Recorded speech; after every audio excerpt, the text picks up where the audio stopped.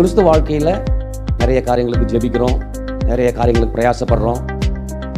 அது நம்ம கரங்களில் வர வரைக்கும் ஒரு ப்ராசஸிங் டைம் இருக்குது.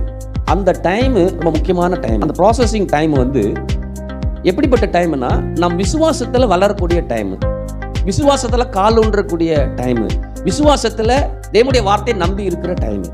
சாதாரணமாக சொல்லுவேல, நான் ஆண்டவர் நம்பிக்கிட்டு இருக்கிறேன் அப்படிங்கிறதுக்கும் ஆண்டவர் வார்த்தையை நம்பிக்கிட்டு இருக்கிறதுக்கும் பெரிய வித்தியாசம் இருக்குது.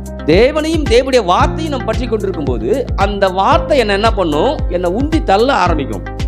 நான் உன்னை நம்பிக்கொண்டு இருக்கிறேன், நான் நல்லா இருப்பேன், நான் முன்னேறுவேன் அப்படிங்கிறத காட்டிலும் கர்த்தருடைய வார்த்தையை நான் நம்பிக்கொண்டு இருக்கிறேன், கர்த்தருடைய வார்த்தையை நான் முன்னேற்றும், கர்த்தர் என்னோடு இருக்கிறார், கர்த்தர் எனக்குள்ளார இருக்கிறார், இப்படிப்பட்ட எண்ணங்கள், இப்படிப்பட்ட நம்பிக்கைகள் வரும்போது தான் அந்த விசுவாசம் தான் அந்த காத்திருக்கிற டைமில் எனக்கு நல்லதொரு எண்ணங்களை கொடுக்கும், நல்ல சிந்தனைகளை கொடுக்கும், நல்லா வாழக்கூடிய நிறைய வழிவகை நம்ம கற்று என்ன பண்ணும், கொடுக்கும். ஆமென்.